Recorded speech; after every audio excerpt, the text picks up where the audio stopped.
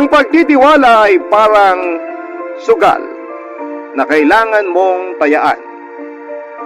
Ilang beses mong pag-iisipan dahil oras na maibigay mo na ang lahat kapag natalo ka. Wala nang bawian at maaari kang umuwing luhaan.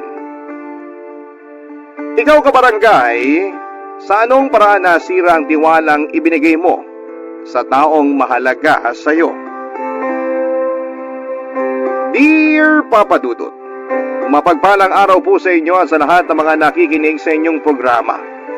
Palagi po ako nakikinig sa mga kwentong ibinabahagi ninyo. Hindi man po makaparinig sa radyo ay nakaabang naman po ako sa Facebook page ng Barangay LS 97.1. Number 1 po kasi kayo sa amin. Marcia na lamang po ang itawag ninyo sa akin. 32 years old na sa kasalukuyan, graduate po ako sa kursong BS Customs Administration. Pero mas pinili ko magtrabaho na kaagad kesa mag-take ng Customs Brokers Licensure Examination. Bali 27 years old pa lamang ako nang mangyari ang kwentong ibabahagi ko sa inyo. Nagtrabaho po ako noon bilang call center agent at nag-invest din sa maliit na business ng kaibigan ko. Hindi naman sa nagyayabang pero kumikita ako noon ng higit pa sa kailangan namin ng nanay ko. Nag-iisa lamang akong anak at lumaki sa istriktong patakaran ng aking ina. Tawagin niyo na lamang po siya bilang Aling Laura. Nagtatrabaho siya bilang healthcare worker sa barangay kaya madalas din siyang abala at wala sa bahay. Isa nga po sa mga natutunan ko sa kanya ay ang pagiging mapagpakumbaba palagi. Nagsisimba rin kami every Sunday at hindi nakakalimot na magdasal. Nakatira kami sa isang magulong compound kaya sanay na ako sa kaliwat kanang bangayan at ingay. May pagka-boyish ako at mahilig ako maglaro ng basketball. Minsan pa nga ay nakakalaro ko yung mga tambay sa amin.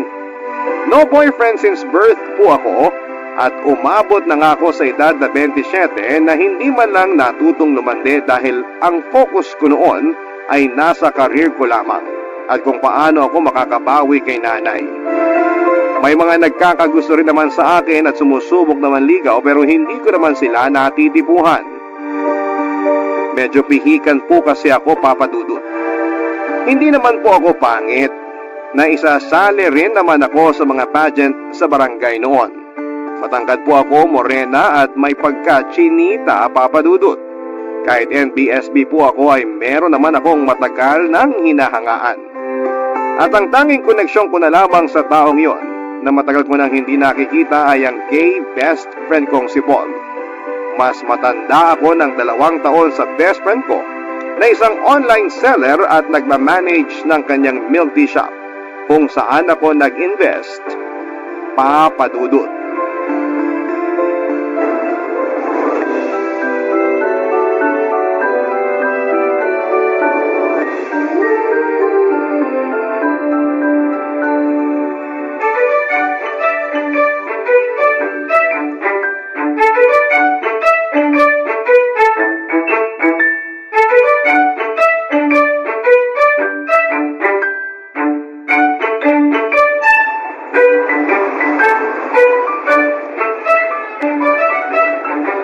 Bakla, nandito ka na naman. Di ba dapat natutulog ka na? Asa ka pang makakatulog ako doon? Sa ingay ba naman ng mga kapitbahay? Hay! So ano, paiikliin mo na lang ang buhay mo kaya di ka na matutulog, ganon. Dami namang sermon. Tinalo mo pa nanay ko ah. Seryoso ako, bakla ka. Kung ayaw mong matulog, maghanap ka na lang ng jowa. Lumandi ka naman.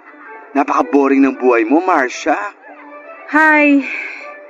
Nasabi ko na sa'yo nagagala ako sa Sunday eh. Sama ka na. Nako, hindi na. Makahanap ka lang ng jojowain. Sobrang happy na ako for you. Kasi naman, 27 ka na, no? Hindi ka na bumabata. Ito naman, ipamukha talaga ang edad. Hindi lang edad. Aba, galawin mo naman ang baso. Baka mag-lock na yung cave mo down there. Sayang naman kung di man lang madidiligan. Alam mo, nakakaloka na yung mga sinasabi mo. Nakakahiyang isipin. Tsaka feeling ko, di pa talaga ako ready para dyan. Gusto ko, ibibigay ko lang yung una ko sa taong gusto at mahal ko. Yung pakakasalan ako. Ang drama naman ng beshi ko. Sige na nga, di na kita pipilitin. Baka mamaya basahan mo pa ako ng Bible verse. Ikaw, yung bunganga mo talaga. Sa ginagawa mo kasi, tatandang dalaga ka na lang talaga. Bigyan mo rin naman ang sarili mo ng pagkakataong pumasok sa isang relasyon. Sumubok ka lang. Hay nako, bahala ka dyan, Paul. Basta ako, masaya na ako sa buhay ko. May boyfriend man o wala. Ay sus, sinasabi mo lang yan dahil wala pang dumarating. Ah, siya nga pala, naalala mo pa si Joshua? Joshua? As in si... Oo, yung kababata nating crush na crush mo noon. Balita ko, nakauwi na raw from Cebu. Nachika sa akin ng nanay niya nung bumili ng milk tea rito. Nandyan daw sa kanila ngayon para magbakasyon.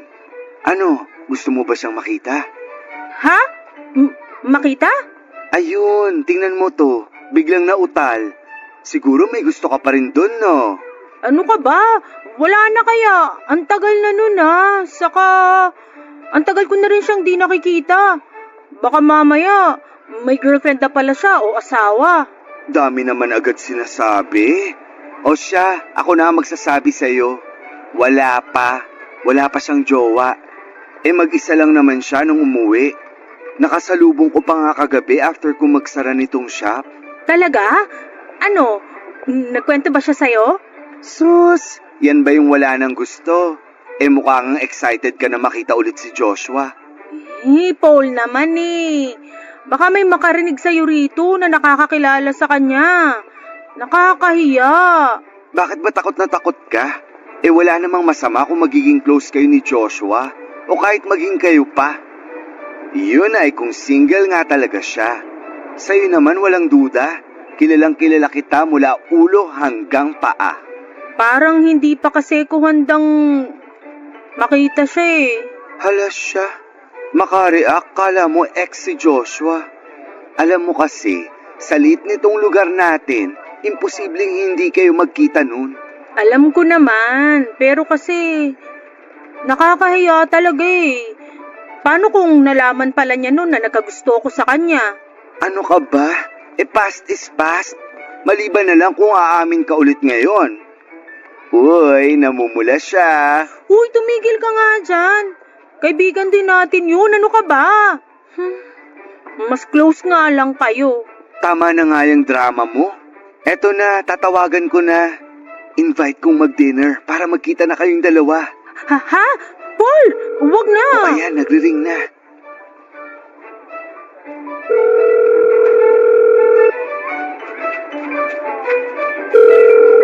Tagal sumagot ha.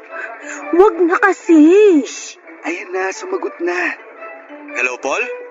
Mukhang na-miss mo ako agad Kakabigay ko lang ng number ko kahapon, di ba? Ano lang, invite sana kita mag-dinner. Pwede ka ba?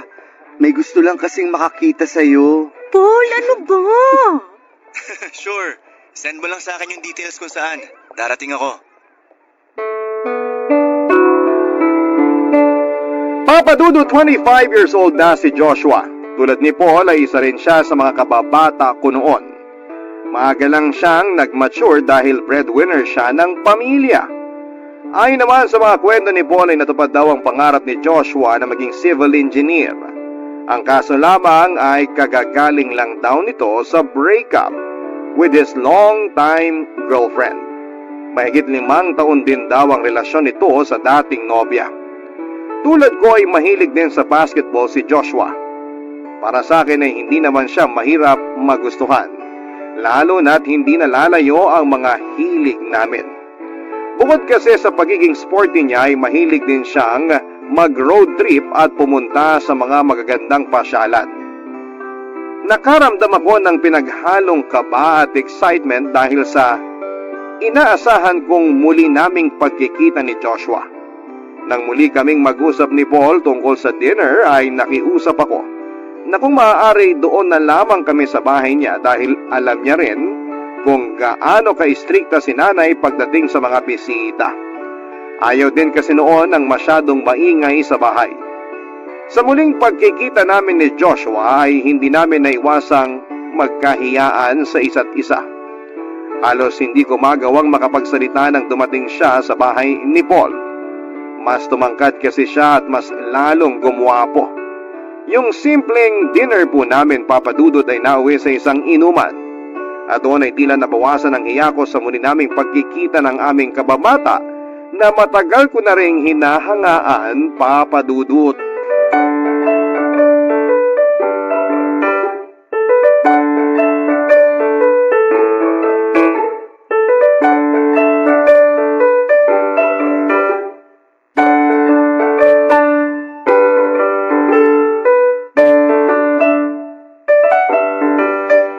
Marami pa akong beer sa ref. Magpakalasing tayo ngayong gabi. Bukas may trabaho na tong si Marcia. Oo nga, sulitin na natin. Mukhang busy ka na naman bukas. Di ka na namin maaabala. Grabe kayong dalawa ah. Siyempre trabaho yun. Dapat focus tayo, di pwede pa istorbo. Sus, trabaho. Kahit nga yata di ka magtrabaho ng ilang buwan, di ka naman magugutom. Parang tong si Papa Josh. Mukhang malaki na rin ang ipon. Kita mo ba yung magandang kotse sa harap, Marsh? Sa kanya yun. Grabe, paldo-paldo na tong Frenny natin. Siyempre matagal ko rin pinag-ipunan yun. Alam mo naman pag breadwinner, family first. Diba, Marcia? Ha? Oo. Grabe ha, ako ang kausap tapos biglang titingin kay Marcia. Iba rin. Saka, kanina pa ako may napapansin sa inyong dalawa. Tagal ko rin kasing hindi nakausap tong si Marcia. Wait, may boyfriend ka na ba? Baka mamaya may magalit dahil nandito ka. Boyfriend? Wala pa rin eh. Pa rin? So, never ka pang nagka-boyfriend? Paano naman magkaka-BF yan? Napaka-istrikta ng nanay niya. Kulang na lang ipasok sa kumbento yang si Marcia. Uy, Paul, huwag ka namang ganyan sa nanay ko. Wala namang masama sa paraan ng pagpapalaki niya sa akin. Yung kawalan ng boyfriend sa loob ng maraming taon, choice ko rin naman yun. Sige na nga, sorry na. Ikaw naman, Joshua, bakit kayo nag-break ng jowa mo? Bakit naman sa akin napunta yung topic? Past is past, di ba? Syempre, ang tagal ka naming di nakita, no? Makikichismis lang naman ng konti sa mga ganap mo sa life. Masama ba yun? Paul, wag na. Masyado na yatang private yun para pag-usapan. Sorry, parang di ko pa kasi kayang pag-usapan sa ngayon. Inom na lang tayo. Sige na nga. Pero ang boring naman kasi kung wala tayong pag-uusapan. Wait, alam ko na. Ibalik na lang natin kay Marcia ang topic. Konti na lang talaga. Masasabunutan na kita. Talaga lang ha? Paano yung sabunot ng mahinhin? Paranas nun. Pero seryoso, Marcia. Bakit nga ba hindi ka pa nagkaka-boyfriend? Wala ka man lang bang nagugustuhan? Sigurado naman ako na may nanligaw na rin sa'yo.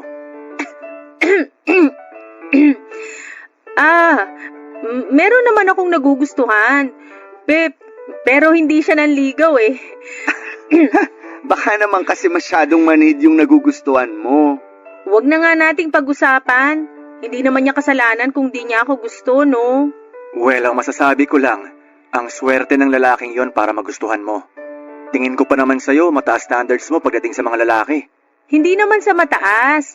Gusto ko lang talagang mapunta sa matinong tao. Yung di ako sasaktan ng pisikal at pure ang intention sa akin. Well, since single naman kayo pareho at kilala nyo na rin ang isa't isa, what if maging kayo na lang? Uy, Paul, ano ka ba? Kakagaling lang ni Josh sa breakup, tapos bibiruin mo ng ganyan. Ayos lang. Pero alam ko naman na kahit makamove on na ako hindi rin magpapaligaw si Marcia. Mukhang hindi naman yung mga kagaya ko ang type niya Akala mo? Bakit naman may patakip ng bibig? Ang daldal mo masyado, Beshi. Uminom ka na lang kaya, pwede? Siya nga pala, na-miss ko yung bonding natin dati. Yung tumatambay tayo dyan sa may kanto tapos kumakain ng tusok-tusok. Actually, ang tagal na nga rin naming hindi yan nagagawa. Gawin natin uli? Naku, kayo na lang. Na-miss ko rin naman ang ganung bonding. Pero masyado akong busy sa aking business. Kaya nyo na yan. Teka lang ha, CR lang ako. Balik ako agad. Sure ako, di na babalik yan. Mukhang lasing na rin eh. Ikaw ba? Ayos ka lang? Oo, ayos lang naman ako. Pero medyo tinatamaan na rin. Huwag kang mag-alala. Ihahatid naman kita pa uwi kapag hindi mo na talaga kaya. Salamat ha. Alam mo, tama ka. Mukhang ni Ninja Move si Paul. Tutulugan na tayo nun. Pagkatapos ng dinner at inuman namin yon ay napadalas na rin ang pag-uusap namin ni Joshua Papadudut. Kwentuhan sa chat, sa tawag at video call. Madalas akong niyayayang lumabas ni Joshua kung saan-saan na rin po kami nakakarating noon. Pareho kaming mahilig mamasyal sa mga malalayong lugar. Hindi ko nga akalain na makakarating pa kami ng Zambales. At para mas magkaroon ng oras ay nag-resign na ako sa trabaho ko. Nag-decide na lamang ako na maging freelance para hawak ko ang oras ko. Aminado ako na habang tumatagal, ay mas lalong lumalalim ang nararamdaman ko para kay Joshua. Samantalang ramdam ko naman na namiss niya lang ako noon bilang kababata niya. Hanggang sa magkayaan kami pumunta sa Ilocos. Masaya at sinulit namin ang oras sa magagandang tanawin doon. Pero hindi naman namin inaasahan na magkakaproblema ang kotseng dala ni Joshua habang nasa kalagitnaan kami ng biyahe pa uwi. Nag-check-in kami sa pinakamalapit na motel para doon na lamang muna magpalipas ng gabi habang pinahatak ni Joshua sa pinakamalapit na talyer ang kotse niya para ma-repair. Buti talaga at may bukas pa na mga oras na yon. Sa loob ng kwarto namin, naiilang ako sa presensya ni Joshua dahil kaming dalawa lamang ang magkasama sa loob. May tiwala naman ako sa kanya pero naroon pa rin ang pag-aalinlangan ko. Lumipas naman ang gabi, natulog lang talaga kami pero noong ilang oras na lamang bago kami mag-check out, ay saka pa may nangyari sa aming dalawa. Bagamat may pag-aalinlangan ay pumayag pa ako dahil gusto ko naman siya papadudot. Isa pa ay nasa tamang edad na rin kami ng mga panahon na yon para gawin ang mga bagay-bagay na yon, papadudot. Barangay Love Stories. Barangay Love Stories. Papadudot, wala akong pinagsabihan tungkol sa namagitan sa amin ni Joshua. Kahit kay Paul na best friend ko dahil natatakot ako sa maaaring maging reaksyon niya. Isa pa ay hindi ko rin naman gustong may makaalam na si Joshua ang nakauna sa akin noon. Habang tumatagal, ay mas lalo pang ang napadalas ang pag-uusap at pagkikita namin. Bagay na hindi na ginagawa ng ordinaryong magkaibigan lamang. Minsan pa ay pumupunta siya sa bahay para magdala ng mga putahing siya mismo ang nagluto. May mga pagkakataon namang mga paborito naming street food noong bata pa kami ang pasalubong niya. Hindi naman nag-isip ng kung ano si nanay tuwing bumibisita si Joshua dahil alam nitong magkaibigan kami. Sa dalas ng pagkikita namin ay naulit pa ang mga nangyari sa amin sa motel. Pero yung sumunod na pagkakataon sa mismong bahay na namin nangyari yon habang wala si nanay noong araw na yon. Hanggang sa mahigit 10 beses pa yung naulit. Kung tutuusin, ay matatawag na nga kaming friends with benefits. Magkaibigan kami pero higit pa roon ang ginagawa naming dalawa. Ni minsan ay hindi nagparamdam si Joshua na may balak siyang ligawan ako. Sweet lang talaga siya at maalaga. Dama ko na matapos niya akong makuha ng ilang beses, kaibigan pa rin ang tingin niya sa akin. Papadudot.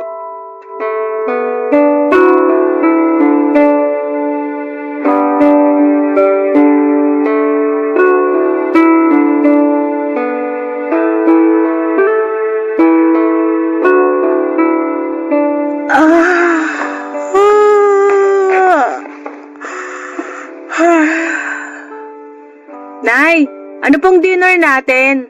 Magluluto ako ng kare-kare. Gusto mo ba ulit ng vegetable salad? Igagawa kita. Wag na po, Nay. Magra-rice po ako ngayon.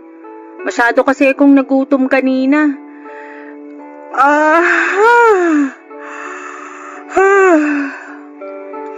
Upo muna ako rito, Nay, ah. Panoorin na lang kita sa pagluluto. Bakit parang antok na antok ka? Ano bang ginawa mo kanina? Trabaho po, Nay. Dami ko po kasing ginawa kanina kaya hindi ako ganong nakatulog. Babawi na lang po siguro ako mamaya. Masyado mo namang sinubsob ang sarili mo sa trabaho, anak. Ayos pa rin naman tayo. Sumusweldo rin naman ako. Kaya huwag mong abusuhin ang sarili mo. Huwag niyo na pong isipin yun, Nay. Ayos lang po talaga ako. Madadala naman po to sa tulog. O sige, maupo ka lang dyan. Ay, siya nga pala. Mukhang napapadalas yung kababata mong si Joshua dito ah. Ha? Po? Bumibisita lang naman po, Nay. Saka nagpapadala rin daw po si tita ng pagkain. Bumibisita? Wala ka namang sakit. Nay naman eh, nagmamagandang loob lang po yung tao. At saka hindi naman po siya nagtatagal dito. Kaya nagtatagal o hindi pa rin magandang tignan na madalas siyang narito sa bahay. Lalo't kayong dalawa lang ang naiiwan. Pero Nay, wala naman po kaming ginagawang masama. Nagkukwentuhan lang naman po kami rito tapos uuwi na siya. Kwentuhan? Umamin ka nga sa akin, Marsha. Ano ba talagang estado ninyong dalawa? Magkaibigan lang po kami. Alam kong nasa hustong edad ka na. Pero hindi pa rin mawawala sa akin ang kagustuhang gabayan ka. Maaaring kaya mo nang magdesisyon ng mag-isa. Pero sa ating dalawa, ako ang mas maraming karanasan kesa sa'yo. Naranasan kong masaktan ng sobra noon at ayokong danasin mo rin yon. Gusto ko po si Joshua. Matagal na. Pero hindi po ako sigurado kung ganun din ang nararamdaman niya. O kita mo na? Tapos hinayaan mo pang mapalapit ka sa kanya ng husto. Kung may manliligaw po ba sa akin, Nay, hindi niyo napipigilan? Hindi niyo na ba ako pagbabawalan? Hindi sa pagbabawalan kita. Kinikilatis ko lang muna sila ng maigi para masigurong sa mabuting tao ka mapupunta. Hindi ba't yun naman ang palagi kong sinasabi sa'yo? Iyon na nga po eh. Parang lahat na lang din ayaw nyo. Baka nga tama si Paul. Tatandang dalaga na lang talaga ako. Hindi kita pinagbabawalang magkaroon ng boyfriend. Pero sana, huwag ka masyadong magpapadala sa emosyon mo. Hindi ko gusto ang Joshua na yun para maging boyfriend mo. Tapos, ang unfair nyo po. Pinayagan nyo akong magka-boyfriend pero hindi naman ako pwedeng magdesisyon kung sino. Nakakasakal po yun, Nay. ganun ba? Ganun ba ang tingin mo sa ginagawa ko? Sinasakal kita? Opo, Nay. Dahil lahat na lang, kailangan nyo pang idikta sa akin. Nay, 27 na po ako. Ilang taon na lang magte-30 na ako. Nagsasawa ka na ba sa mga pangaral ko, Marsha? Hala, sige. Kung ayaw mo nang makinig sa akin, gawin mo na lang kung anong gusto mo. Nay naman, unawaan nyo rin naman po ako. Ayokong ganito tayo. Gusto ko lang din namang maranasang maging masaya. Gusto ko ring maranasang magmahal. Hindi tayo magiging ganito kung maayos kang magdesisyon. Basta, hindi mo ako mapipilit dyan sa gusto mo. Hindi ko gusto yung Joshua para sa'yo. Iba talagang pakiramdam ko sa lalaking yun eh. Malakas ang kutob ko na may tinatago siyang kung ano. Ay, ewan, bahala ka. Kung makikipagrelasyon ka sa kanya tapos nasaktan ka, huwag kang iiyak sa harap ko ha. Dadagukan talaga kita. Sa kabila ng pagtutol ni nanay ay patuloy pa rin akong nakipagkita kay Joshua Papadudut. Hindi ko magawang tanggihan si Joshua tuwing nag-aaya siyang lumabas. Meron ding mga araw na ako ang nag-invite sa kanya. May mga pagkakataong lumalabas kami para mag-check-in sa motel, kung saan ay paulit-ulit na may nangyayari sa amin. Hindi ko na rin pinag-isipan ang madalas kong paggastos noon tuwing lumalabas kami. Nahihiya rin kasi ako na palaging si Joshua lamang ang naglalabas ng pera. Masaya naman ako sa ganong klase ng setup namin, Papadudut. Wala kaming relasyon pero madalas kaming magkasama at naroon kami tuwing kailangan namin ang isa't isa. At dahil madalas na akong inuumaga ng uwi ay palagi na rin akong pinagsasabihan ni nanay. Alam kong kahit na hindi niya sabihin ay alam na niya kung ano ang nangyayari tuwing lumalabas kami ni Joshua. Pero hindi ko na lamang po pinansin ang mga sinasabi ni nanay. Alam ko pong nakakainis at marami sa mga nakikinig ngayon ang hindi nagustuhan ang ginawa kong yon. Pero masyado akong nadala sa pagmamahal na nararamdaman ko para kay Joshua ng mga panahong yon. First time ko kasing maranasan na maging ganon kasaya, kaya ini-enjoy ko na lamang ang bawat segundong kasama ko siya. At naging bulag sa mga bagay na sana'y noon ko pa nakita, Papa Dudut.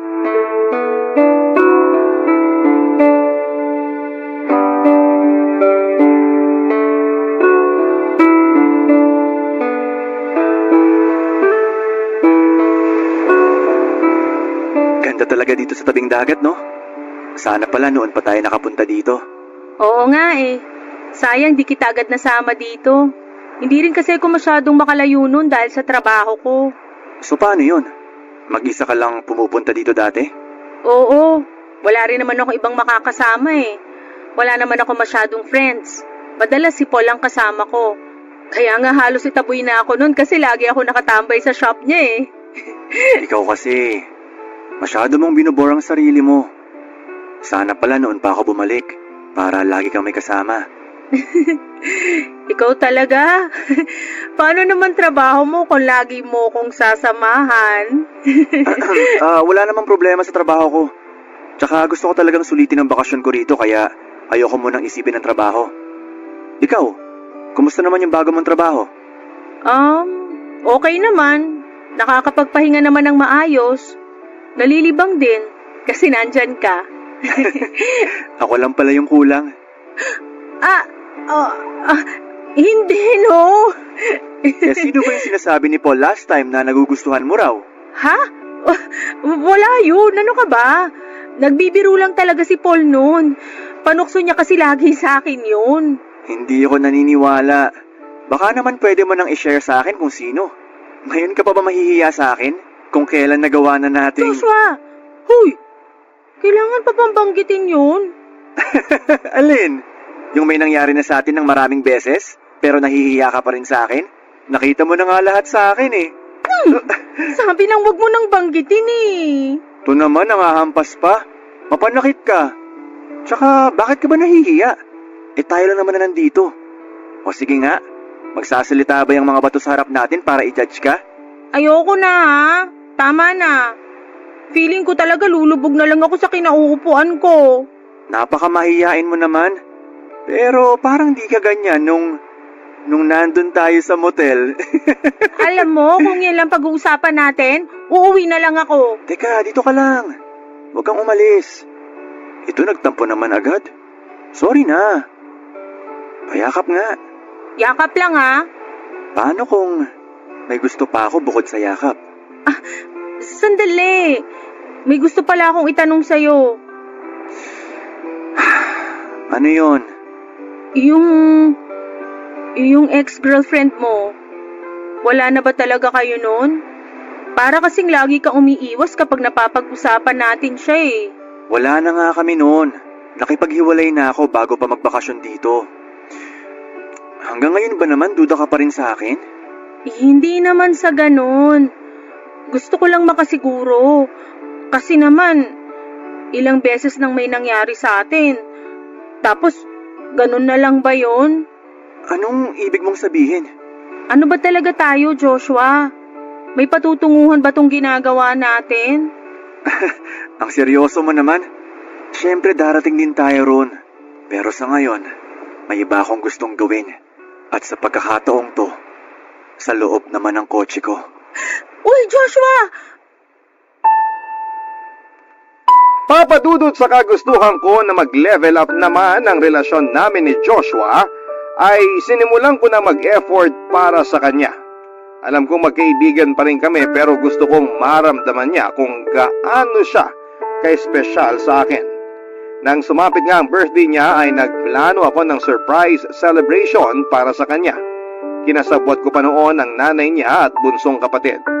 Nagluto ako sa bahay nila at umorder ng karagdagang handa. Habang nagluluto, nagkukwentuhan kami ng nanay ni Joshua. At dahil ang alam lang ng nanay niya ay mag-best friend kami, Marami itong naikwento sa akin. Akala ko nga po, ang nagplano ng sorpresa, hindi ko alam na mababaligtad pala. Ako pala yung masosorpresa ng araw na yon. Natuklasan ko na hindi naman pala totoong graduate ng civil engineering itong si Joshua.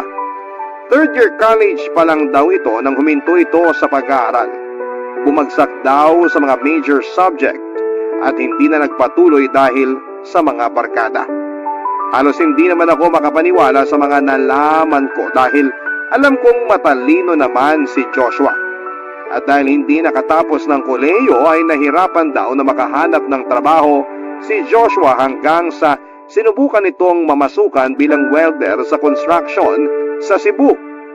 Ilang taon na rin daw ito sa ganong trabaho hanggang sa tinamad ng pumasok at nagpasya munang umuwi para magbakasyon. Sa sama ng loob ko ng araw na yon ay wala sa sarili akong umuwi sa amin, Papa Dudut. Hindi ko na rin tinuloy ang sorpresa para kay Joshua at kahit maraming tanong sa akin ng nanay niya, ni isa sa mga yon ay hindi ko na nagawa pang sagutin dahil sa sorpresang mga nalaman ko tungkol kay Joshua. Barangay Love Stories. Barangay Love Stories.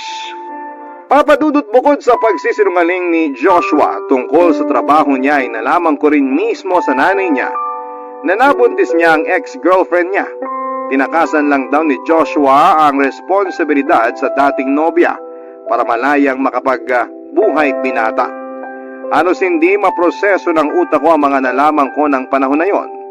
Pakiramdam ko kasi sa nangyayaring yon sa akin ay parang pumasok ako sa isang teleserye at hindi ko na magawa pang makalabas.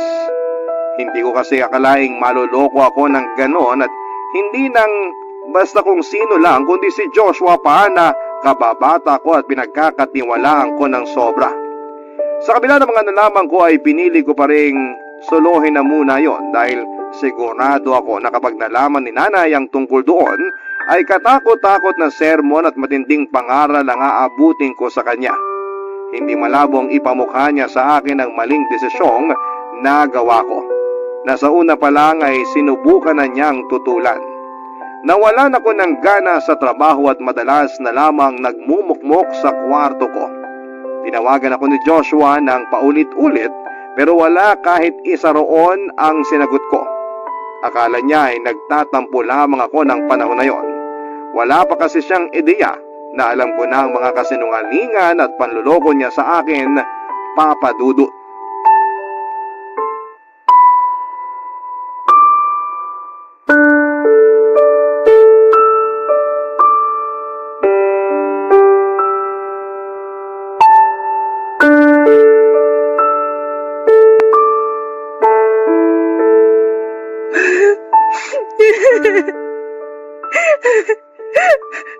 Ang tanga-tanga ko. Ang tanga-tanga ko po. Hindi ko alam kung paano ako nagtiwala sa kagaya niya ng ganon. Ikaw naman kasi. Nagpadala ka sa karupukan mo. Sinungaling siya. Manloloko. Gusto kong pagkakalmutin yung mukha niya. Ayoko na. Ayoko na siyang makita uli. Uy, bakla. Sorry ha. May kasalanan din ako sa'yo. Sana wag kang magalit sa akin. Bakit? Matagal mo na bang alam yon? Ha? Naku, hindi. Hindi sa ganun. Ano lang. Bale, nauna lang ako ng konti na malaman yung totoo. Pero hindi pa naman ganun katagal. Saka, hindi ko kasi alam nun kung paano ko sasabihin sa'yo eh. Lalo na nakikita ko kung gaano ka kasaya kay Joshua. Nagpakabaliw ako sa lalaking yun. Na hindi naman dapat nangyari kung nakinig lang ako sa nanay ko nung una pa lang. Naiintindihan ko naman yung nararamdaman mo. Kaya sige lang, umiyak ka pa. Ganun na ba ako kadesperada? Sa sobrang kasabikan ko na magkaroon ng boyfriend at magkaroon ng experience, hindi ko na nakita yung mga red flag sa kanya. Ang bobo ko. Ay, tama na yan. Huwag mo naman isisi lahat sa sarili mo. Hindi naman ikaw yung nanloko eh. Alam mo, ang mabuti pa, kumprontahin mo na siya. Hindi ko alam kung paano ko siya haharapin. Sobrang sakit kasi ng ginawa niya. And to think na may bata siyang tinalikuran para lang magawa pa rin niya magbuhay pinata. Napaka-irresponsable niya. Beshi, alam kong HB ka na. Pero kasi, may nalaman pa akong iba. Ito, ipapakita ko sa iyo yung convo namin ng kakilala ko. Kakilala rin ni Joshua to? Hindi lang basta kakilala. Friends sila. At kauuwi lang niyan galing US. At eto ha, nung makakwentuhan ko siya sa shop, last week lang, Bax. Sabi niya, sa kanya raw nangihiram si Josh ng big bike at kotseng ginagamit niyo sa paggala niyo kung saan-saan. Nagalit pa nga tong friend niya kasi nagasgasan daw yung pinto ng kotse niya. Ay nako, ibang klase rin talaga yang si Joshua. Ay, Oh, natahimik ka na naman dyan. Baka mamaya bigla kang tumawa tapos magwala ah. Bax, kakapundar ko lang ng mga gamit dito sa bahay ko. uuwi na ako, Paul. Ha? Teka, hatid na kita. Wait lang pala, mukhang may bisita ako. Sino kaya yun? Ay, ngayon pa talaga. Bax, diyan ka lang muna. Puntahan ko lang sandali. Sige lang.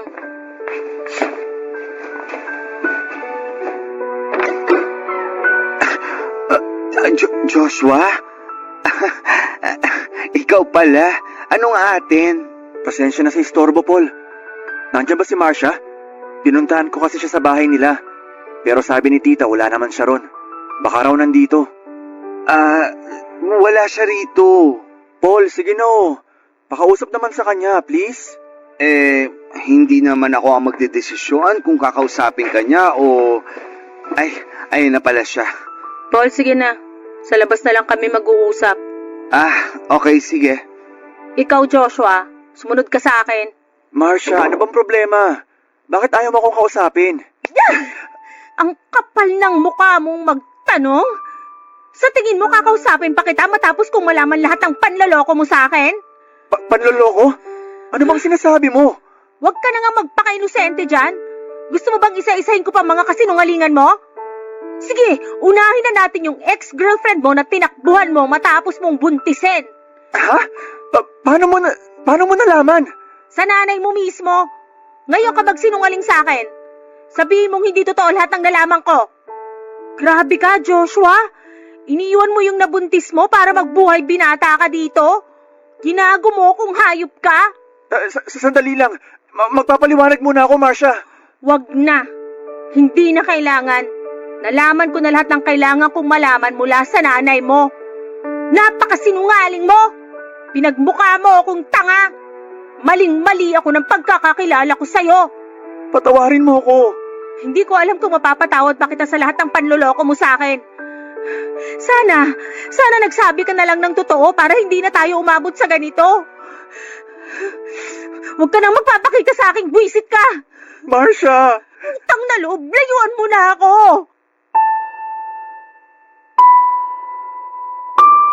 Papadudot sa kabila ng sinabi kong wag na siyang magpapakita sa akin ay patuloy pa rin niya akong pinupuntahan sa bahay para kausapin. Ilang beses niyang sinubukang humingi ng tawad pero kahit makausap man lang ako ay hindi ko na siya pinagbigyan. Dahil din sa madalas niyang pagpunta sa amin ay nakarating na kay nanay ang mga nangyari. Akala ko noon ay susumbatan ako ni nanay sa hindi ko pakikinig sa kanya. Pero hindi ganoon ang nangyari. Isang mainit na yakap mula sa kanya ang natanggap ko. Doon ko lang napagtanto kung gaano kabuti ang intensyon ni nanay sa pagtutol niya noon sa kagustuhan kong makipagrelasyon kay Joshua. Pero nangyari na ang mga nangyari kaya tinanggap ko na lamang ang pagkakamali ko. Para makaiwas kay Joshua ay naghanap na lamang ako ng trabaho na malayo sa kanya. Pumayag naman si nanay na mag-solo na muna ako dahil nasa tamang edad na rin naman daw ako. Palagi akong tumatawag doon kay nanay para mangumusta at paminsan-minsan naman ay binibisita ko siya. Pero kahit na anong iwas ang gawin ko, Papa Dudut, ay tadhana na mismo ang nagtulak para muli kaming magkita ni Joshua matapos ang 2 taon.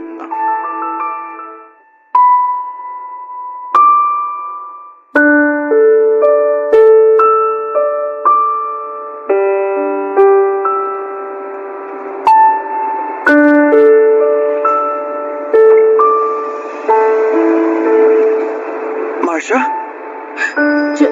Joshua? Anong ginagawa mo rito sa terminal? Pinauwi ako ni nanay.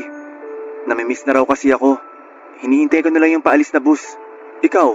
Obvious ba? Malamang uuwi rin. Hay! Sa dami naman na makakasabay ko, ikaw pa talaga. Galit ka pa rin pala sa akin. Sorry. Ano bang inaasahan mo sa muling pagkikita natin? Sasalubungin kita ng yakap at tatadta rin ng halik? Tanga ka ba? Naiintindihan ko naman kung galit ka pa sa akin. Hindi rin kita pipiliting patawarin na ako. Buti alam mo. Sungit mo na talaga. Pero kahit hindi ka interesado, gusto ko pa rin magkwento. Ayokong makinig sa mga kwento mo. Pwede ba lumayo-layo ka sa akin? Naaalibadbaran ako sa presensya mo eh. Wala naman ako nakakahawang sakit. Tigilan mo nga yung drama mo. Di bagay sa'yo. Nakahanap na nga pala ako ng trabaho. Di ko naman tinatanong. Alam kong hindi. Kaya nga magkukwento na lang ako eh. Tsaka para na rin di ka mainip habang naghihintay. 30 minutes pa hihintayin natin eh, bago dumating yung bus. Siguraduhin mo lang na may sense yung kwento mo ha. Kasi kung wala, lumipat ka na ng pwesto. Yung malayo sa akin. Ang sungit talaga. Parang ibang Marcia na tuloy yung katabi ko. Masungit pero maganda pa rin. Ano ba? Hindi ako nakikipagbiruan sa'yo ha. Ito naman, masyadong seryoso. Eto na, nakahanap na ako ng maayos na trabaho. Sa call center din, gaya mo dati. Kailangan na kasi, para alam mo na, makapagpadala man lang sa anak ko. Buti naman naisip mo yan. Finally, may ginawa ka ring tama. Kasi kung di mo kayang maging responsableng boyfriend, maging responsable ka man lang dun sa anak mo. Hindi naman niya kasalanan na nabuo siya ng tatay niyang bano. Alam ko naman na kasalanan ko talaga na nakabuntis ako ng wala sa oras. Na-realize ko na rin lahat ng pagkakamali ko. Kaya salamat, ikaw yung nagpa-realize sa akin ng mga nagawa kong pagkakamali. Kahit di dahil sa akin, kailangan mo talagang akuin mga pagkakamali mo. Ang tanda mo na, isip bata ka pa. Tama ka, naging isip bata nga ako. Kaya sorry talaga, Marcia. Alam ko na hindi madadaan sa sorry lang yung nagawa ko sa'yo. Pero sana, okay pa rin sa'yo na maging magkaibigan tayo. Ha? Seryoso? Ito na nga lang nakausapin ka labag pa sa kalooban ko tapos makikipagkaibigan ka pa? Style mo rin, bulok. Sige na oh. Hindi mo naman ako kailangan kausapin lagi. Kahit wag mo ako pansinin. Yung malaman ko lang na tinuturing mo pa rin akong kaibigan, malaking bagay na para sa akin yun. Sobrang bigat pa rin kasi ng nararamdaman ko. Galit na galit pa rin ako sa sarili ko sa nagawa ko sa'yo. Arte ah. Deserve mo naman talagang mabigatan. Laki kaya ng kasalanan mo sa akin. Pasalamat ka nga kasi iniwasan lang kita. Kung sa ibang babae mo ginawa yon, baka pinahiya ka pa sa social media. Kaya nga sising-sisi ako. Kasi napakabait mo para lokohin lang. Kung tutusin nga, ang swerte na magiging first boyfriend mo kung sakali. Kung nagtinulang sana ako sana yun eh. Pero hindi ko rin kaya noon na maglakas loob na ligawan ka. Kasi nga, alam mo na. Pwede ba? Huwag mo nang ipaalala yun. Naiirita na naman ako sa'yo eh.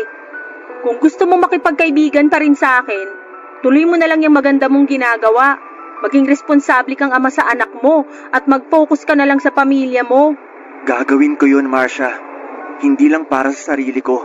Hindi para sa anak ko o para sa pamilya ko. Para na rin sa'yo. Ipapakita ko na nagbago na ako hanggang sa kaya mo na talaga akong patawarin. Di mo na kailangang sabihin sa akin yan. Gawin mo na lang. Baka matuwa pa ako sa'yo. Basta, salamat talaga. At sorry ulit. At dahil naka-move on na rin naman ako sa nangyari ay pinatawad ko na si Joshua para na rin sa ikakatahimik ng konsensya niya. Pumayag din ako na makipagkaibigan pa rin sa kanya pero hindi na kami tulad ng dati.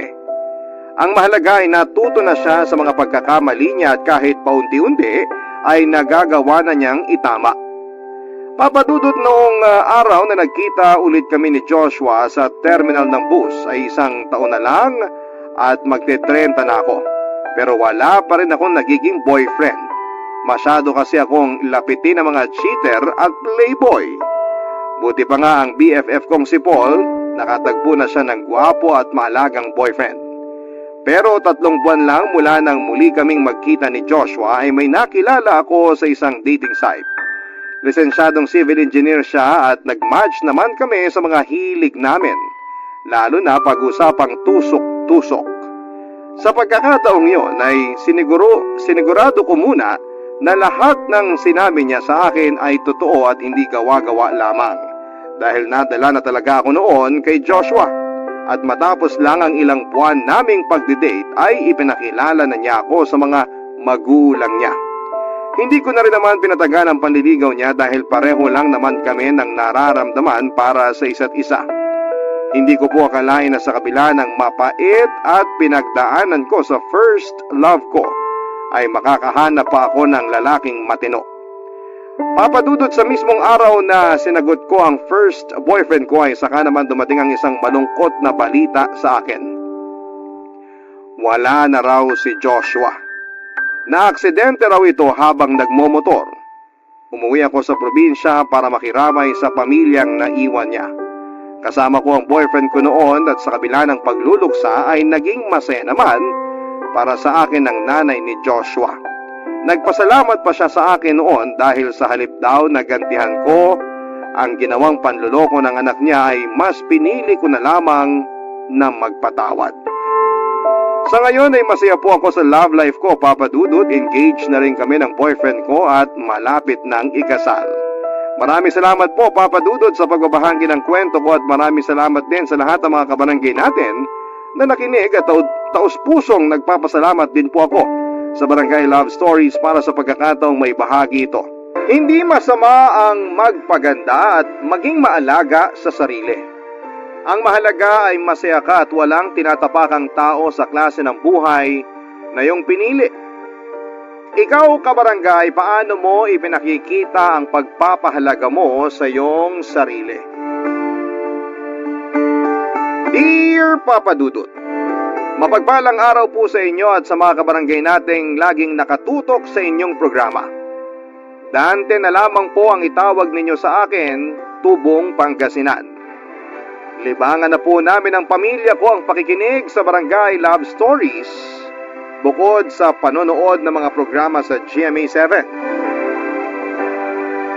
58 years old na po ako sa ngayon at yung kwento ko naman ay nangyari 13 taon na ang nakakalipas. Pangingisda na po ang naging hanap buhay ko noon mula nang makapagtapos ako ng high school. Meron din akong kapatid na itago na lang natin sa pangalang Mando. 10 taon ang agwat naming dalawa. Pareho kami na napilitang magtrabaho sa murang edad pa lamang at hindi na nakapagtapos pa ng pag-aaral dahil ulilang lubos na kami. Maputi naman ako noon, Papa Dudut, at masasabi ring magandang lalaki. Pero nasunog na lamang ang balat ko sa araw dahil sa klase ng trabaho ko. Noong una ay maliit lang ang kinikita ko sa pagsama sa pangingisda. Maliit lang kasi ang bangkang ginagamit namin, pero sa katagalan ay nadagdagan na rin naman yon nang isama na ako ng tiyuhin ko sa laot. May-ari siya ng malaking fishing boat at siya rin ang operator nito. Nang panahong yon, Papa Dudut, ay may kinakasama na ako. Amor na lang ang itawag namin or natin sa kanya. 11 taon ang agwat namin. Dalaga pa siya nang makilala ko at mukha pang mas bata kesa sa edad niya. Mahilig kasi siya sa mga nabibiling beauty products. Maganda siya at maganda rin ang hubog ng katawan. Nahirapan nga ako na ligawan siya noon dahil marami akong naging karibal sa kanya. 2 taon pa lang kaming nagsasama ni Amor, Papa Dudut. At dahil palagi akong nasa laot ay siya lang ang naiiwang mag-isa sa bahay, kasama ang mga alaga kong aso na sina Patik at Brownie. Hindi pa man kami nagsasama ay alaga ko na ang mga yon. Inaabot naman ng 1 linggo o higit pa yung pangingisda namin, Papa Dudut. Pinakikisuyuan ko na lamang noon si Mando na paminsan-minsan ay bumisita sa bahay at doon na rin matulog para may makasama si Amor. Pero dahil sa trabaho nito ay bihira lang din itong makauwi. Konduktor kasi ng bus si Mando. Kadalasan ay doon na ito nakikitulog sa bahay ng kasamahan nito sa trabaho. Hindi naging madali para sa akin na palagi akong malayo kay Amor, Papa Dudut. Pero tiniis ko ang lahat para makaipon at nakontento na lamang sa ilang araw na nagkakasama kami noon bago umalis para muling sumama sa pangingisda, Papa Dudut.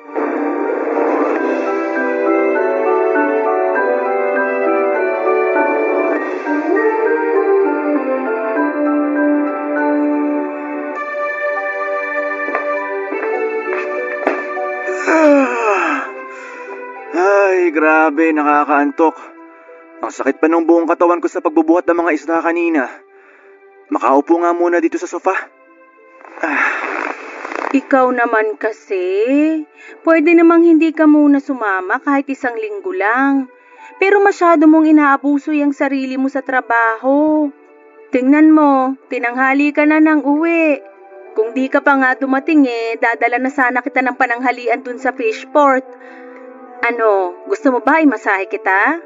Aba, syempre hindi ko tatanggihan yan. Pero mas maganda kung mamayang gabi na lang. Para pagkatapos ng masahe, alam mo na, sexy time naman. Gusto ko yan. Yan ang gusto ko sa'yo eh. Wala nang arte-arte pa. Ay, teka, may bibigay nga pala ako sa'yo. Mukhang alam ko na kung ano yan. Excited na ako. Ikaw talaga. Ito yung parte ko sa pinagbentahan ng isda kanina. Malaki-laki na rin to. Sa susunod maipapaayos na rin natin tong bahay. Ipapatiles ko na rin yung sahig natin para di ka na mahirapang magpunas araw-araw. Talaga? Naku, salamat, mahal ah. Ayaw mo talagang napapagod ako. Dahil dyan, anong gusto mong iluto ko para mamayang hapunan? Ayoko muna ng isda ngayon. Nilagang baboy na lang siguro para makahigop ako ng mainit na sabaw. Sus, yun lang pala eh. Samahan ko na rin yan ng pork chop para ganahan ka mamaya. O siya, bihis muna ako para makapamalengke na. Pwede bang mamaya na? Halika muna. Dito ka muna sa tabi ko. Usap lang tayo sandali. Namiss kita eh. Sus, pwede naman yan mamaya. Kahit magdamag pa kung gusto mo. Mamaya ka na umalis. Marami pa namang oras para mamalengke ka eh. Pero baka wala na akong maabutan na sariwang karne sa palengke kung hapon pa ako pupunta. Mahal naman. Kahit ilang minuto lang. Sige na nga, ikaw talaga. Minsan na nga lang maglambing eh. Oh, eto na nga, uupo na sa tabi mo.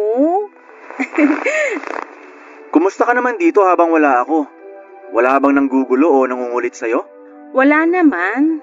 Alam mo namang tahimik dito sa atin. Tapos karamihan pa nga ng mga nasa paligid mga kamag-anak mo lang din. Kaya nga ang dami ring nakikialam eh. Nakikialam? Sino namang nakikialam sa'yo, mahal? Naku, hayaan mo na. Kaya ko na yun. Ikaw ba? Kamusta yung pakiramdam na walang katapusang tubig lang yung nakikita mo sa laot? Okay naman. Kahit minsan nakakainip din. Tsaka namimiss kasi kita kaya excited laging umuwi. Sandali. Nasaan yung isa nating aso? Si Brownie. Nandun sa labas. Pagala-gala lang naman yung isang yun. Umuuwi lang pag nagugutom na. Siyempre. Alangan naman magtrabaho yun. Hindi naman yun ang ibig kong sabihin. Si Batik, nakita mo ba sa labas? Oo, nakita ko. Pero ba't ganun? Parang namamayat yung isang yun. Naku, parang may sakit kasi yung aso mong yun.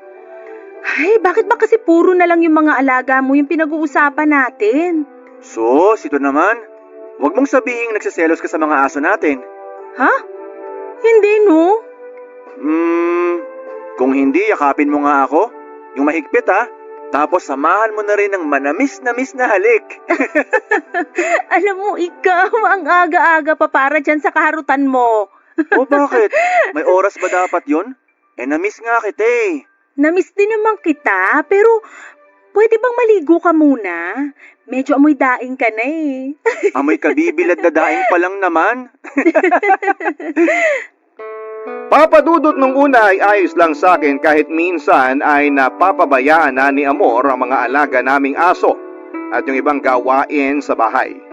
Alam ko naman na naghahanap buhay din siya noon kaya hindi yun naging problema sa aming dalawa.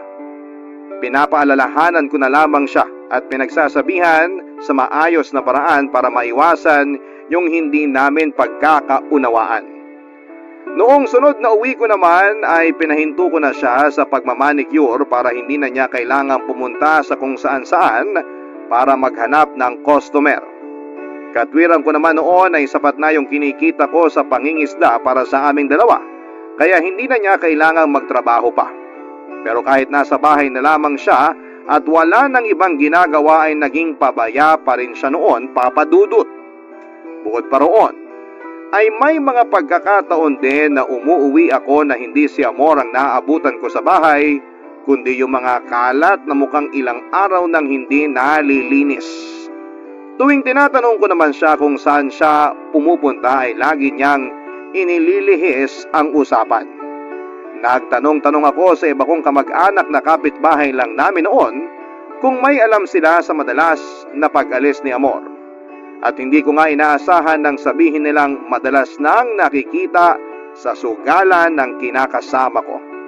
Bagay na kahit minsan ay hindi niya nabanggit sa akin. Doon ko na rin nalaman, papadudot, ng perang iniipon namin ay unti-unti na niyang inuubos sa pagsusugal.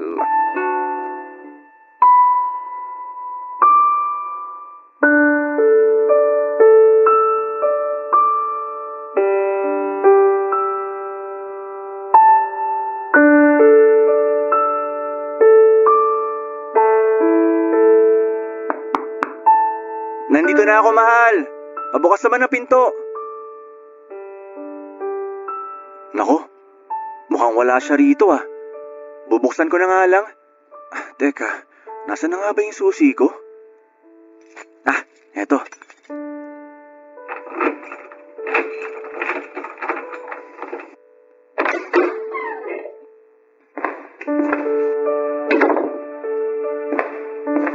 Nasaan kaya yung babaeng yun? Teka, anong amoy yun? Parang nabubulok na. Anak ng tokwa! Ang daming kalat naman ito. Di man lang ba siya naglilinis ng bahay? Ay, pagod na nga sa pangingisda, ako pa maglilinis. Pambihira talaga. Mahal, anong ginagawa mo rito?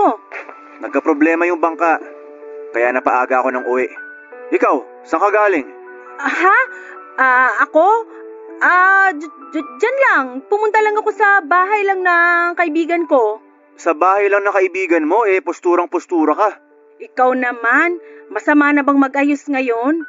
Siyempre, nasanay naman talaga ako nagpapaganda bago lumabas ng bahay.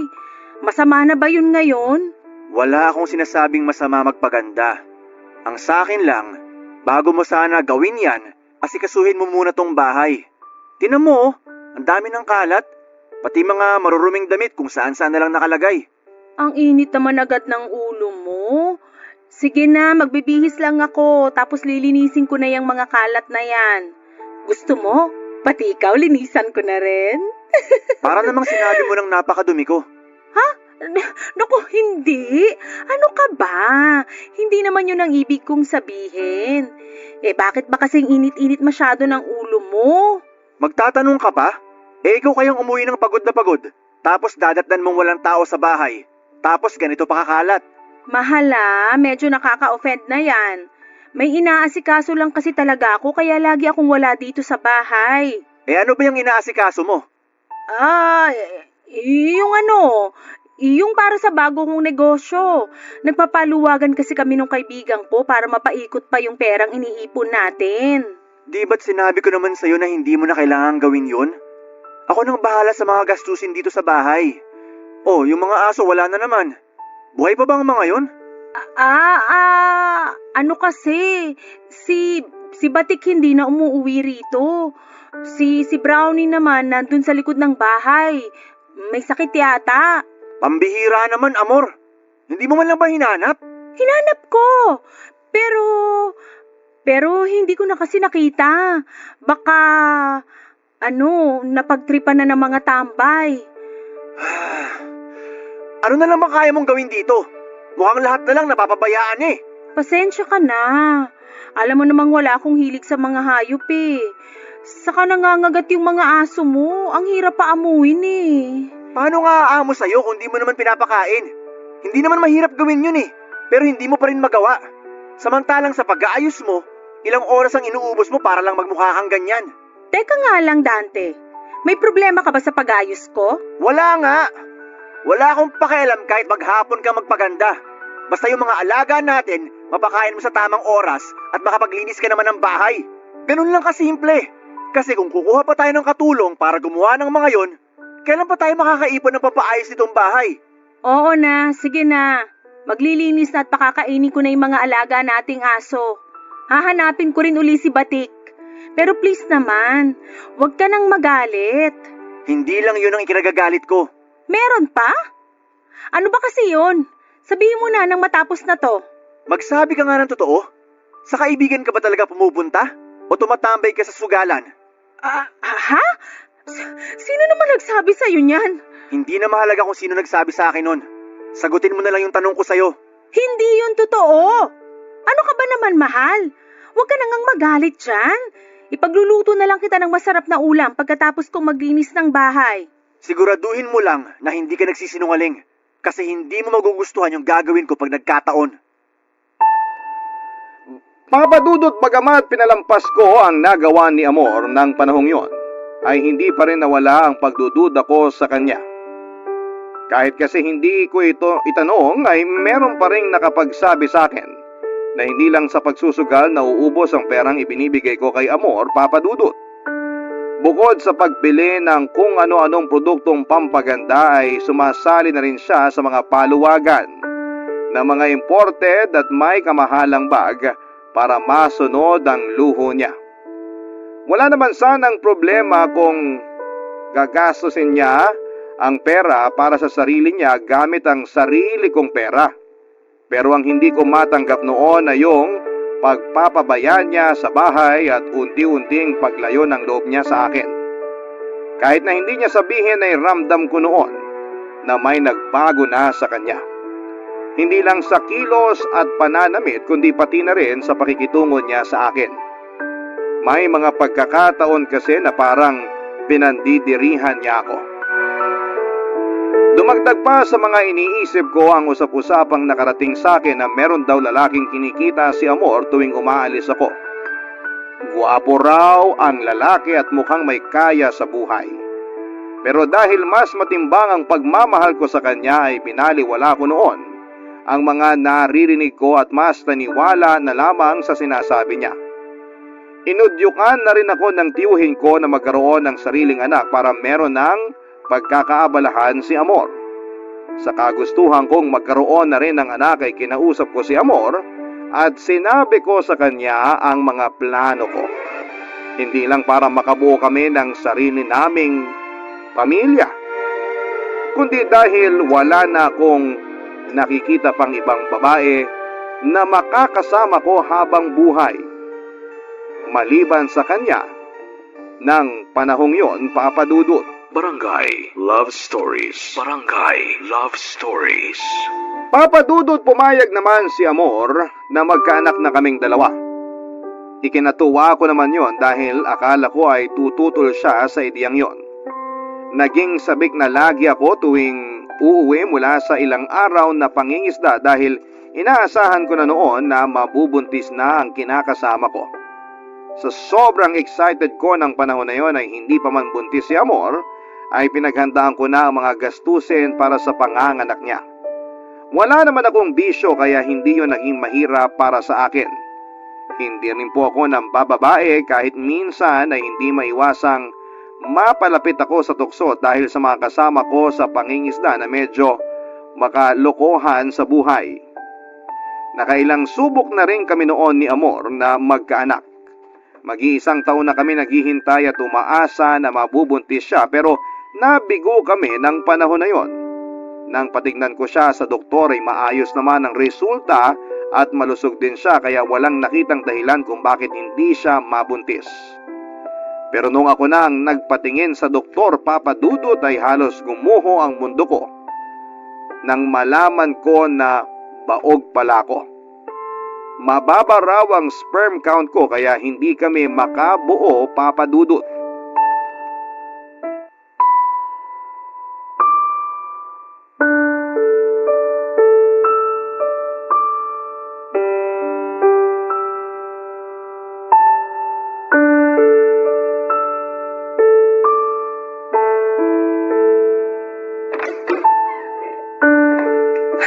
Sa wakas, nakauwi rin. Nakakapagod. Halos 2 oras din yung biyahe natin mula Alaminos hanggang dito sa Infanta. Ay. Uy, ba't ang tahimik mo dyan? Nagugutom ka na ba? Magluluto ako ng... Wala akong ganang kumain.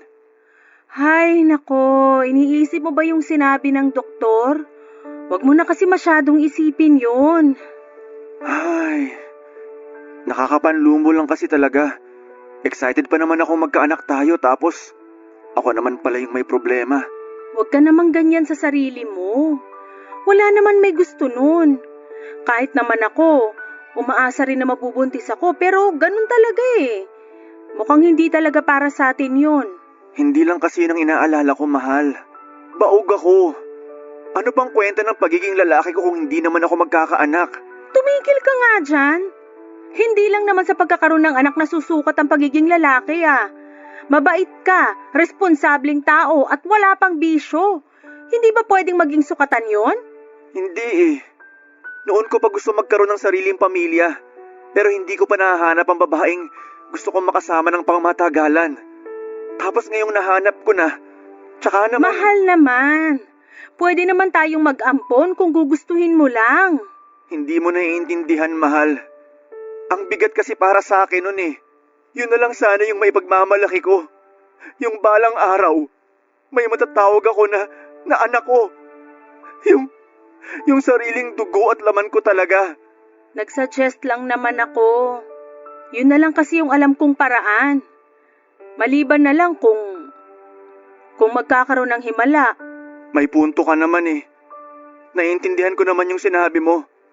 Pero kahit kasi malaki naman ang kinikita ko sa pangingisda, hindi pa natin kakayanin yung gasto sa legal na proseso ng pag-aampon. Eh pwede namang hindi na lang idaan sa legal na proseso ah. Sino bang nagsabi sa'yo niyan at paniwalang-paniwala ka naman? Nabanggit sa akin ni Chong dahil nagplano na rin siyang mag-ampon noon. Hindi lang magastos kundi matagal din yung proseso. Hindi naman kasi basta-basta yun gaya ng iniisip mo eh. Hindi yun kagaya lang ng pagkupkup ng mga napupulot na aso sa kalye. Na kapag inuwi mo, pinakain at inalagaan, sa'yo na. Eh ano nga gagawin natin? Magdasal. Huwag muna tayong tuluyang panghinaan ng loob at isipin agad na mag-ampon. Naniniwala ako na pwede pang magkaroon ng milagro, mahal. Milagro? Seryoso ka ba? Oo, seryoso ako sa sinasabi ko. Ipagdarasal ko yun. Hindi ka naman siguro aakyat sa tuktok ng bundok tapos saka mo isisigaw yung hiling mo, no? Kahit ano pa yung pinaka-weirdong bagay na pwede kong gawin, gagawin ko, mahal. Dapat nga binatili na yung anak ko sa edad kong to. Pero wala eh. O sige, hindi kita pipigilan sa kung anumang balak mong gawin. Kung sa ganung paraan gagaan yung loob mo. Kahit libutin ko pa siguro lahat ng simbahan dito sa Pilipinas, matupad lang yung hiling ko. Walang kaso sa akin yun. Mahal, magpahinga ka na lang kaya muna. Hindi nga pahinga ang kailangan ko. Kahit buong 1 linggo pa akong matulog, hindi mawawala sa isip ko yung nalaman ko. Alam mo, naiintindihan ko naman yung pinagdaraanan mo ngayon. Pero sana, huwag ka naman sa akin magalit. Hindi ko rin naman ginusto na mabaog ka.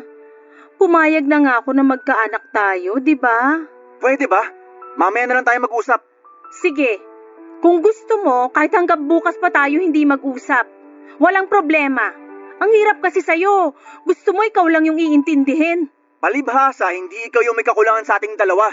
Kaya madali para sa'yo na sabihin yan. Alam mo, mas mabuti pang ang di na lang muna tayo mag-usap. Mag-isip ka kahit hanggang kailan mo gusto. Papa Dudut, hindi lang yon ang huling beses na nagkaroon kami ni Amor ng pagtatalo. Hindi kasi naging madali para sa akin na tanggapin na hindi ako magkakaanak pa. At lagi niya ring ipinipilit noon na mag-ampon na lamang kami. Siguro kung meron man sa mga nakikinig ngayon yung pareho sa sitwasyon ko ay maunawaan din ang pakiramdam ko ng panahon na yon. Para kasi sa isang tulad ko na gustong magkaanak, parang katapusan na ng mundo nang malaman ko na baog ako. Ilang araw din akong hindi makausap ng maayos at nawalan din ng ganang sumama kina Chong sa pangingisda. At dahil naiintindihan naman nila ang sitwasyon ko ay hinayaan na muna nila akong magpahinga ng ilang linggo.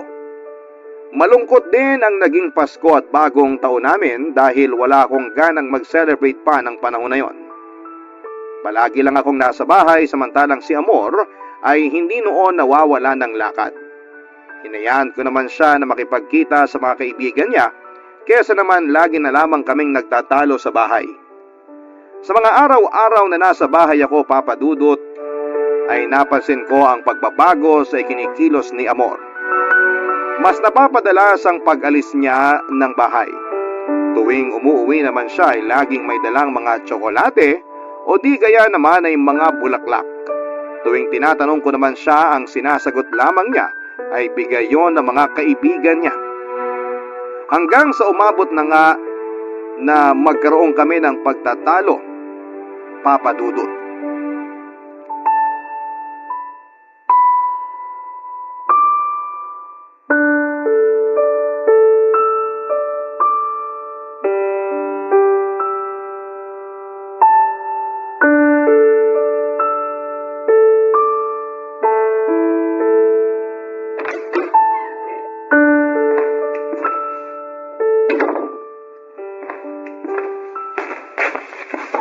Saan ka na naman galing? Nagkayayaan lang kami ng mga kaibigan ko. Napasarap lang yung kwentuhan. Eh, ikaw, bakit gising ka pa? Di ba dapat natutulog ka na? Tigilan mo nga ako sa kalokohang yan. Araw-araw kayo nakikita ng mga kaibigan mo. Tapos inaabot pa kayo ng 10 oras ng gabi. Anong klaseng kwentuhan ba ginagawa nyo, ha? Makatanong ka naman, parang iba na yung tinutumbok mo eh. Eh anong gusto mong isipin ko? Maghapon kang wala rito. Ni hindi ko alam kung saan ka pumunta dahil basta ka na lang din umaalis. Ganon. Dapat pala, sa bawat oras na aalis ako, magpapaalam pa ako sa'yo. Ang higpit mo naman. Hindi kita pinaghihigpitan. Babae ka. Hindi magandang inaabot ka pa ng gabi sa labas. Tapos hindi ka man lang nagsasabi. Maghapon ako nag-aalala. Nakapagtanong-tanong pa ako sa mga kapitbahay kung may nakakita sa'yo. Pero alam mo kung anong nalaman ko? Anong nalaman mo? Kita mo na? Sa reaksyon mo pa lang na yan, halatang may itinatago ka sa akin. Kung ako sa'yo, umamin ka na lang. Kesa ipamukha ko pa sa'yo yung kagaguhang ginagawa mo. Anong kagaguhan? Sinabi ko naman, di ba? Mga kaibigan ko lang yung kasama ko kanina. Hindi naman mahirap intindihin yon. Sige, pagbibigyan kita. Akin yung cellphone mo at tatawagan ko yung sinasabi mong kaibigan. Kapag mali ako, tatanggapin ko yon. Pero kapag ikaw ang mali, hindi ko na yun palalampasin pa. Hindi. Nagpapahinga na yung tao tapos iistorbohin mo pa dahil lang dito? Talaga ba? Kung wala kang itinatago sa akin, hindi ka matatakot na kausapin ko yung sinasabi mong kaibigan. Akin na yung cellphone mo! Hindi! Kahit ano yung sabihin mo, hindi ko ito ibibigay sa'yo. Ibibigay mo ng kusa? O sapilitan ko yung kukunin dyan sa bag mo? Wala akong ibibigay. Tapos ang usapan. Akala mo ba hindi ko napapansin yung pag-aayos mo? Na dati naman hindi mo ginagawa? Yan. Yan kasing hirap sa inyong mga lalaki. Pag nag-aayos kami, minamasama nyo. Pag nagmukha naman kaming losyang, maghahanap kayo ng ibang mas maganda sa amin. Alam mong di yan ang pinupunto ko. Eh ano? Parang masyado kasing big deal sa'yo yung pag-aayos ko eh. Kung alam mo lang, ang dami kong naririnig tungkol sa'yo. Sa pagsusugal mo, Sa pagsali mo sa paluwagan ng mga mamahalin mong bag, aanin mo ba yung mga yon? Hindi tayo mayaman! Kaya naman pala galit na galit ka. Ayaw mong gastusin ko yung pera mo. Yung mga bag na galing sa paluwagan, pwede ko rin ibenta yung mga yon pag nagipit tayo. Hindi tayo magigipit kung marunong ka magtipid at gamitin ang pera sa tama. Kung di mo ako pinatigil sa pagtatrabaho, di sana kumikita ako ng sarili kong pera at hindi ko na kailangang umasa sa'yo. Sa tono ng pananalita mo, parang pabigat lang ako sa'yo eh. Wala sanang problema sa paggastos mo kung nagagamit mo sa tama yung pinaghirapan ko. Hindi mo ba naiisip? Ang swerte-swerte mo. Ikaw, nandito ka lang sa bahay, nagagawa mo lahat ng gusto mo, nabibigay lahat ng luho mo. Samantalang ako, nagtitiis ang laot kahit nakakalungkot kasi ang layo-layo ko sa'yo. Huwag ka na lang kasing magbigay kung isusumbat mo lang din naman. Kaya ko rin kumita ng sarili kong pera. Hindi tayo magtatalo at mauuwi sa sumbatan kung di ka lang sana gumagawa ng kalokohan. Wala eh. Ayaw mo pa rin umamin. Kung ganito lang din naman tayo, mas makakabuti siguro kung lalayo muna tayo sa isa't isa. Yan ba yung gusto mo? Sige, walang problema. Ako na lang yung aalis. Dahil sa pagtatalo naming yon, Papa Dudut ay umalis ng bahay si Amor. Hindi ko alam kung saan siya pumunta at pansamantalang nakituloy mula noong umalis siya. Pero wala pang isang linggo ay bumalik siya at nagmakaawang patuloyin ko pa rin sa bahay ko. Hati ang emosyon ko noon dahil hindi pa rin nawawala ang galit ko sa ginawa niya. Pero sa kabilang banda ay natuwa ako na pinili pa rin niyang bumalik sa akin. Hindi ko naman siya maitatangging mahal ko pa rin siya noong panahong yon. Mas pinili ko noon na hindi na lamang pakinggan ang mga kwentong naririnig ko mula sa mga kamag-anak ko. Tutol kasi sila sa desisyon kong pabalikin si Amor, lalo na yung kapatid kong si Mando. Baka raw kasi hindi ko nakilala yung babaeng pinatutuloy ko sa pamamahay ko.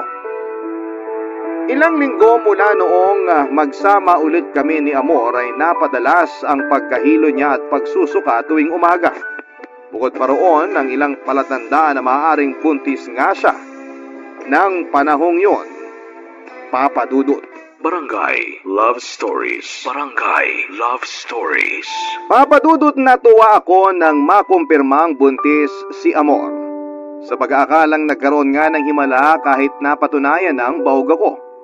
Batid kong yung iba sa mga nakikinig ngayon ay naiinis sa paraan ng pag-iisip ko ng panahon na yon.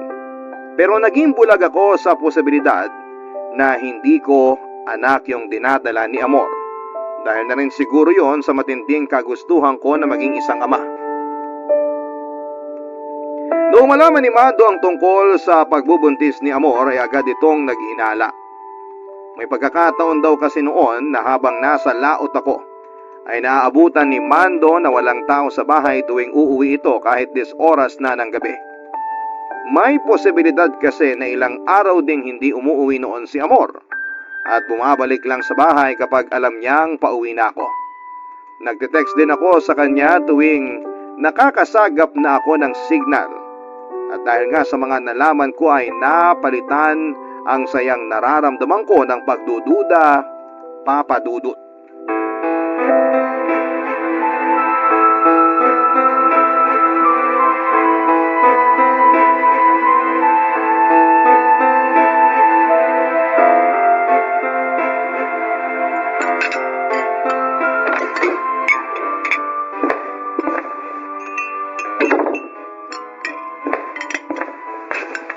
Oh, mahal! Nandiyan ka na pala. Halika na, naghahanda na ako ng Sa hapunan. tingin mo makakakain pa ako? Matapos kong malaman yung tungkol sa mga kalandian mo habang wala ako? Ano na naman ba yun? Pwede ba? Huwag ka na magmaang-maangan pa. Dahil marami na rin nakakita sa'yo na kung sino-sinong lalaki nakakasama mo tuwing wala ako. Paulit-ulit na lang tayo, Dante. Wala nga akong lalaki. Baka yung nakita nilang kasama ko nung araw na yun yung kasali rin sa paluwagan. Paluwagan? Huwag mo nga akong ginagago. Paluwagan ng bag? Sasali yung mga lalaking nakitang kasama mo? Alam mo, ayoko makipagtalo sa'yo. Makakasama pa sa pagbubuntis ko yung ginagawa mo. Alalahanin mo, anak mo tong dinadala ko. Ha? Bakit? Gaano ka ba kasiguradong sa akin yung dinadala mo, ha? Baka naman bunga na yan ang kalandian mo. Sige na, huwag ka nang mahiya. Aminin mo na kung sino yung ama ng bata. Wala akong kailangang aminin sa'yo. Ikaw ang ama ng batang to at hindi kung sino lang. Akala ko ba gustong-gusto mo maging tatay? Oo, gusto ko maging tatay. Pero hindi sa paraang sasaluhin ko yung bunga ng kalandian mo. Hanggang kailan mo ba ipipilit na hindi ikaw yung ama nito, ha? Naduduwag ka na ba? Kaya pinapasa mo na lang sa iba yung responsibilidad mo? Wala akong ipinapasang responsibilidad. Alam mo sa sarili mo na hindi ako ang ama niyan. O baka naman hindi mo na rin alam kung sino sa kanila. Tumigil ka na! Sumusobra ka na sa mga binibintang mo sa akin! Anong akala mo sa akin? Pokpok na basta na lang titihaya sa kung sinong makakasama ko? Nakita ka ng tiyahin ko. Nadatnan ni Mando na walang tao dito sa bahay, dis oras ng gabi, at ilang beses pa yung naulit. Sige nga, ipaliwanag mo yun ngayon. Makikinig ako. Baka sakaling paniwalaan ko pa yung kasinungalingan mo. Ano? Di ka na makapagsalita? Kasi, totoo. Totoo lahat ng mga sinasabi nila tungkol sa'yo. Pagod na ako. Kaya kung may ginawa ka, umamin ka na lang. Hindi yung pinagmumukha mo pa akong tanga. Sabihin mo na lang sa akin yung totoo. Bakit naghanap ka pa ng iba? Sorry. Nadala lang ako ng tukso. Eh di inamin mo rin. Bakit ka natukso? Dahil ba mas gwapo sila at mas mabango?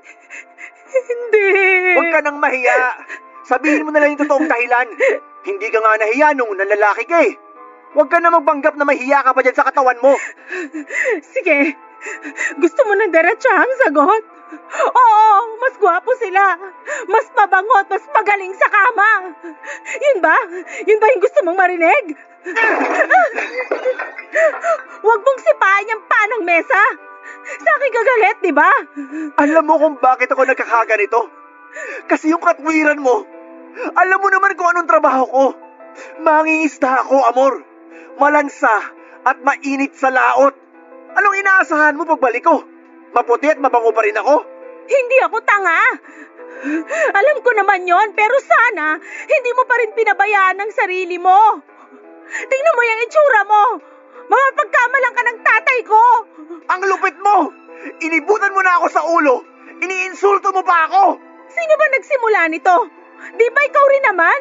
Hindi ko yun gagawin kung nagtino ka lang sana. Tigilan na natin to. Pagod na ako makipagtalo sa'yo. Bukas na bukas din, umalis ka na sa pamamahay kong to. Ayoko nang makita ni anino mo rito. Papadudot kong nahirapan akong tanggapin yung pagiging baog ko. Hindi ko akalaing mas mahihirapan pala ako na tanggapin ang panlulokong ginawa ng babaeng balak ko pa sanang pakasalan ng panahong yon. Umalis nga si Amor kinabukasan. Balita ko noon ay doon siya nakituloy sa bahay ng kaibigan niyang nagpapaluwagan ng mga mamahaling bag. Bukod doon ay wala na akong iba pang balita tungkol sa kanya. Mula noong mawala siya sa bahay, aminado po ako na nami-miss ko pa rin ang presensya niya. Nasanay kasi ako noon na siya ang lagi naghahanda ng pagkain namin. Sa pagkawala niya sa bahay, siya namang pagbalik ng alaga kong aso na matagal-tagal na rin hindi umuwi. Kahit pa paano ay nabawasan ang lungkot na nararamdaman ko noon. Alam ko na tama lang ang naging desisyon kong palayasin siya para ipamukha ang panlulokong ginawa niya sa akin habang nagpapakahirap akong magtrabaho para sa aming dalawa. Pero may parte sa akin na pinagsisisihan kong itinaboy ko siya. Dahil na rin siguro mahal ko pa rin siya noon sa kabila ng lahat ng maling nagawa niya. Hindi ko inaasahang babalik siya sa akin makalipas lang ang halos 1 buwan mula nang palayasin ko siya. Paulit-ulit siyang humihingi ng kapatawaran na hindi ko naman kaagad ibinigay. Tinanggap ko siya at muling pinatuloy sa bahay ko, papadudot. Wala na raw kasi siyang ibang matutuluyan kaya nakiusap na lamang siya sa akin kung pwedeng makituloy pansamantala. Marupok man akong maituturing ng panahon na yon, ay hindi ko na lamang yon inisip. Lalo na't nadala na rin ako sa awang nararamdaman ko nang malamang tinakasan siya ng lalaking nakabuntis sa kanya. Alam ko rin kasi na hindi siya babalik sa akin at makikiusap na patuloyin kung may iba pa siyang malalapitan. Inisip ko na lamang noon ang batang nasa kanyang sinapupunan na walang kamalay-malay sa ginawa niyang kalokohan. Ilang buwan ding malamig ang pakikitungo ko sa kanya at batid ko na aalis din siya kapag nakahanap na ng malilipatan, pero habang tumatagal ay mas lalo pong naging mahirap para sa akin na paalisin siya sa ganong kalagayan niya, Papa Dudut.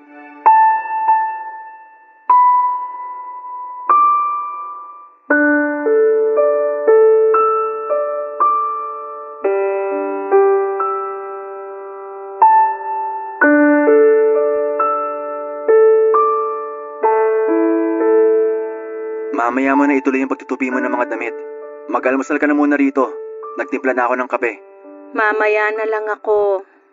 Mauna ka na. Anong oras ka pa matatapos dyan? Kaya mag-almusal ka na muna. Hindi rin maganda sa buntis na nagpapalipas ng gutom. Sige. Salamat ha. Medyo hirap ka na sa pagtayo ah. Oo. Maselan kasi tong pagbubuntis ko, kaya kahit 5 buwan pa lang medyo hirap ng kumilos. Sa susunod, hayaan mo na lang yung ibang mabibigat na gawain dito sa bahay. Gawin mo kung ano lang yung kaya mo. Dito ko na muna pauuwiin si Mando para may makakasama ka tuwing aalis ako. Pwede ka rin magpatulong sa kanya sa paglilinis dito. Ha? Naku, wag na. Kaya ko naman. Tsaka nakakahiya naman sa kapatid mo kung maaabala ko pa siya Pagod din yun sa trabaho.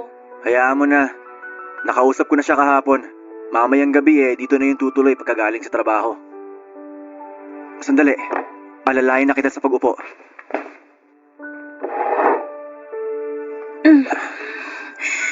Salamat. Kumain ka ng marami Sige, salamat. Ituloy mo na lang yung pagtutupi mo ng mga damit mamaya. Ako na lang yung magluluto ng tanghalian natin. Sige. Ikaw ang bahala. Nga pala, tuloy pa ba yung paglipat mo?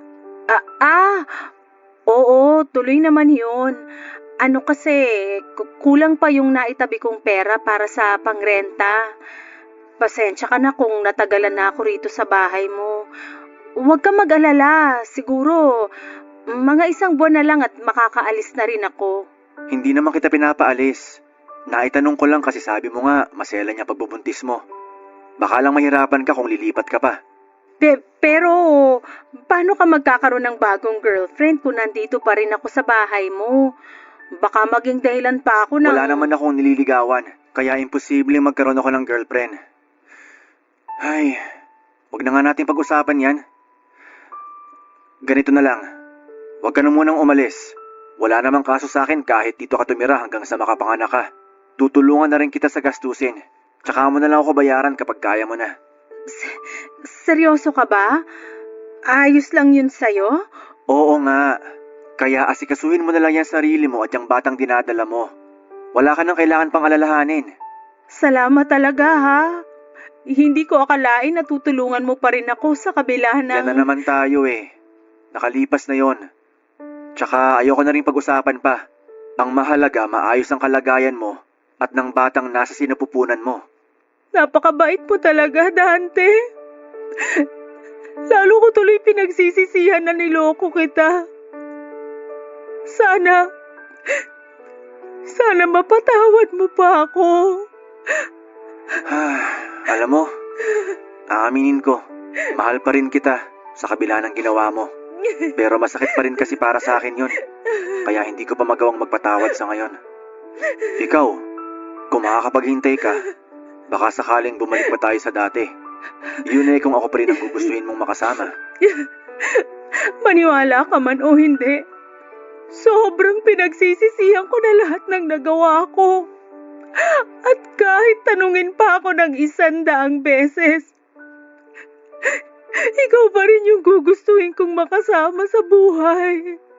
Kung ganon, bigyan mo lang sana ako ng sapat na panahon. Dahil sa oras na patawarin na kita, aayain na kita magpakasal.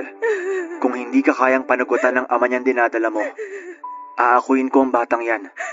Aalagaan ko kayo mag-ina. Pero sana hindi ka na maghanap pa ng iba. Hindi na.